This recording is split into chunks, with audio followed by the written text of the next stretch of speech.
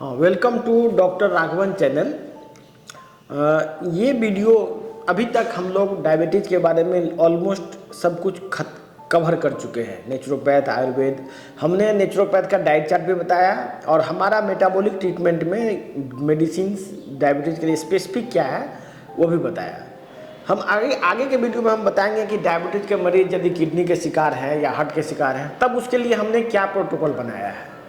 लेकिन ये वीडियो जो हम लोग दे रहे हैं अभी, ये आयुर्वेदाचार्य, नेचुरोपैथ और एलोपैथ डॉक्टर के लिए भी है, जिसमें कि जैसे सपोज कि कोई मरीज आपके पास आता है, सपोज कि कोई कैंसर का मरीज आता है और आप अपने जो भी आप नॉलेज आपके पास है, आपके पास जो भी नॉलेज है, चाहे वो कितना भी बड़ा संस्थान में क्यों न हो रहा हो, यदि उस मेथड से आपका बीमारी ठीक नहीं हो रहा है, या मान लीजिए आप मरीज हैं, आपको कोई ऐसी बीमारी हो गई जिसका कि आप एम्स में या कहीं भी जाते हैं तो आपको आपके अनुरूप परिणाम नहीं मिल रहा है। या सपोज कीजिए किसी को स्पाइनल फ्रैक्चर है और उसको पैरालिसिस मार दिया पाँव में, और वो जाते हैं कोई बहुत बड़े संस्थान में और उनको कहा जाता है कि ये बीमारी लाइलाज है, तो आप उसको सत्य मान लेते हैं क्योंकि आप बहुत बड़े संस्थान में आपको बताया जाता है कि ये बीमारी लाइलाज है। असल में सत्य एक ही नहीं होता है, सत्य कई तरह का होता है। यदि मान लीजिए कि कोई व्यक्ति यदि किसी भी चीज़ को सत्य मान ले जो उसके हित में नहीं है तो उससे बुरा कुछ नहीं हो सकता है। सपोज कि आप पैरालाइज पड़े हुए हैं और आप ये इस बात को मान लेते हैं कि नर्व वापस रिजेनरेट नहीं कर सकता या कोई ऑर्गन वापस रिजेनरेट नहीं कर सकता, इस तरह की सोच आप रखते हैं या इस तरह की बात को आप विज्ञान मानते हैं, तो ये आपके हित में नहीं है। इवन डॉक्टर्स, बहुत सारे डॉक्टर्स हैं जो कि बेचारे खुद ही बीमार हैं, बहुत तरह के बीमारियों से ग्रसित हैं और वो अपने मरीज का इलाज कर रहे हैं वर्षों से। वो देख रहे हैं कि डायबिटीज़ किसी मरीज का ठीक नहीं हो रहा है, तो उसको खुद को डायबिटीज़ बेचारे को है, तो वो सोचता है कि अब मेरा भी डायबिटीज़ कैसे ठीक होगा।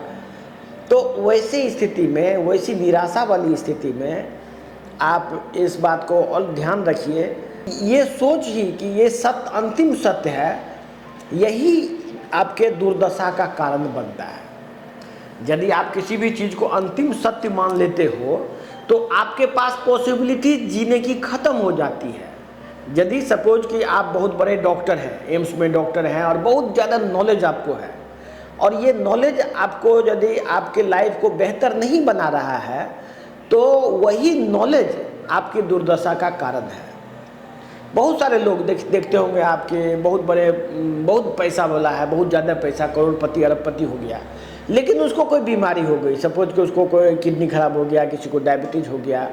हम लोग देखते रहते हैं बहुत बड़े बड़े कंपनी के मालिक को किडनी फेल हो जाता है या कैंसर हो जाता है या कोई ऐसी बीमारी हो जाती है, तो वो क्या करते हैं। या कोई मिनिस्टर को, बहुत सारे मिनिस्टर को देखते होंगे, अभी लालू, मैं किसी का नाम नहीं लूँगा, तो उसका किडनी फेल हो गया या उसको कैंसर हो गया या उसको हार्ट का प्रॉब्लम हो गया या ब्रेन का फंक्शन लॉस होने लगा, और वो चले जाते हैं सीधे बहुत बड़ा संस्थान चले गए, वहाँ बोल दिया कि ये बीमारी ठीक नहीं होगी। उसको वो अंतिम सत्य मान लेते हैं।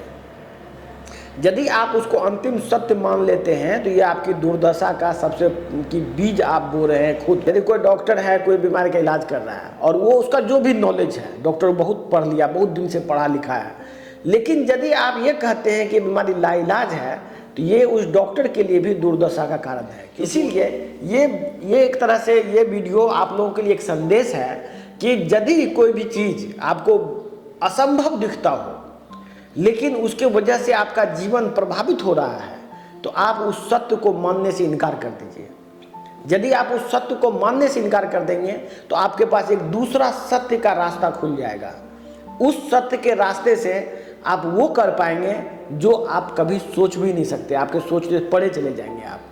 ठीक उसी तरह मैंने कुछ साल पहले किया, आज से लगभग 7-8 साल पहले या 10 साल पहले, मैं भी बाकी डॉक्टर की तरह ही बीमारियों को लाइलाज मान के हाथ पर हाथ धरे बैठा रहता था।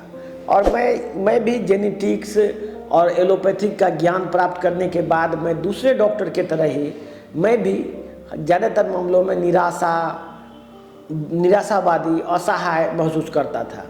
मेरा मरीज आता था, मैं बार बार उसको यही बोलता था कि ये ठीक नहीं होगा, ये जांच कराइए, वो जांच कराइए, लेकिन ये ठीक नहीं होगा, ये बीमारी ऐसा है वैसा है। अचानक ही एक इनसाइट आया, मेरे मन में एक भावना आया कि यदि सब कुछ जो भी चीज़ हम कर रहे हैं, जो भी हम उपचार कर रहे हैं, यदि इससे कुछ रिजल्ट नहीं आ रहा है, मानवता के हित में ये इलाज नहीं है, तो ये कितना भी बड़ा सत्य क्यों ना हो, इसका जांच होना चाहिए, इस सत्यता का जांच होना चाहिए कि ये सत्य है कि एक धोखा है। उस सत्य को मैंने एक बार रिसर्च की कसौटी पे डाला और मैं जानना चाहा कि यदि ये सत्य है, इससे भी बड़ा क्या सत्य है। तब जाके मुझे मालूम चला कि इससे बड़ा सत्य ये है कि ये सब झूठ है। ये सारी पॉसिबिलिटीज जीवन में फिर से गढ़ी जा सकती है।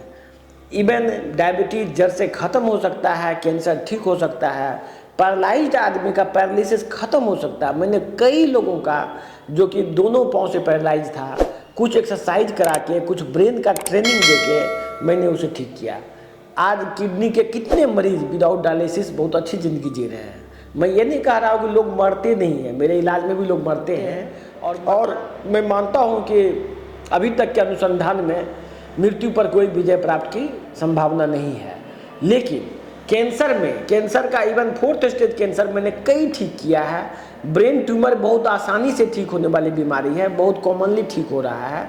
लोगों को मिसगाइड किया गया है।